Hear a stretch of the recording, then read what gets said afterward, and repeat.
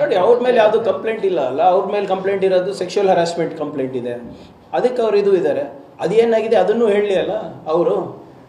ಅದು ಬಿಟ್ಟು ಸುಮ್ಮನೆ ನಾನು ಹೊರಗಡೆ ಬಂದ ತಕ್ಷಣ ಪತನ ಆಗುತ್ತೆ ಅಂದರೆ ಯಾರಪ್ಪ ಇವರೆಲ್ಲರೂ? ಎಲ್ಲಿಂದ ಬಂದರು? ಇನ್ನೂ ಒಂದು MLA ಎಲೆಕ್ಷನ್ ಗೆದ್ದಿಲ್ಲ, ಇನ್ನೂ ಒಂದಿದು ಇಲ್ಲ, ಆಗಲೇ ನಾವು ಹೊರಗಡೆ ಬಂದರೆ ಪತನ ಆಗುತ್ತೆ ಅಂದರೆ ಏನರ್ಥ? ಅಮಿತ್ ಶಾ ಹತ್ರ ಏನು ಡೀಲ್ ಮಾಡ್ಕೊಂಡಿದ್ದೀರಾ?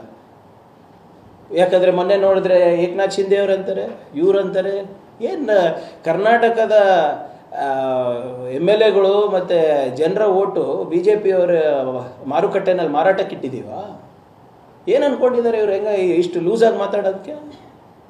We are a government that is established by the people, of the people, for the people. ಏನು ಎಲ್ಲ ಖರೀದಿ ಮಾಡೋಕ್ಕೆ ಇಳಿದ್ಬಿಟ್ಟಿದ್ದಾರೆ. ಆದ್ದರಿಂದ ಅವ್ರಿಗೆ ಕೇಳಬೇಕು ತಾವು, ಯಾಕಪ್ಪ ಬಿಡುಗಡೆ ಮಾಡ್ತಾ ಇಲ್ಲ ಅಂತ. ಎಲ್ಲ ಲೀಗಲ್ ರೀತಿ ನೀತಿಗಳು ಗೊತ್ತಿದೆ ಅಲ್ಲ ಅವರಿಗೆ.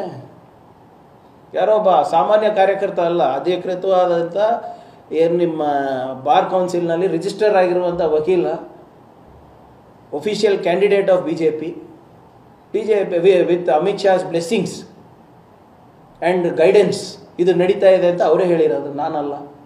ಸೊ ಇದು ಅದಕ್ಕೂ ಸಾಕ್ಷಿ ಕೊಡಲಿ, ಇದಕ್ಕೂ ಸಾಕ್ಷಿ ಕೊಡಲಿ ಅಷ್ಟೇ. ನಾನು ಕಾನೂನಿಗಿಂತ ಮೇಲಲ್ಲ, ಅವರು ಅಲ್ಲ. ನಿಮ್ಮ ಹೆಸರನ್ನ ಯಾಕೆ ಅವರು ನಾನು BJP ಅವ್ರಿಗೆ ಮನೆ ದೇವರಪ್ಪ, ಹೆಸರು ಹೇಳಿದ್ದೀನಿ. ನನ್ನ ಹೆಸರು ಹೇಳಿಲ್ಲ ಅಂದರೆ ಅವರಿಗೆ 2 ಹೊತ್ತು ಊಟನೂ ಜೀರ್ಣ ಆಗಲ್ಲ, ನಿದ್ದೆನೂ ಬರೋಲ್ಲ. ಫಸ್ಟು CM ಸಾಹೇಬರು, ಅದಾದಮೇಲೆ DK ಸಾಹೇಬರು, ಅದಾದಮೇಲೆ ನಾವು ತ್ರಿಮೂರ್ತಿಗಳು ಅವ್ರ ಮನೆ ದೇವರು BJP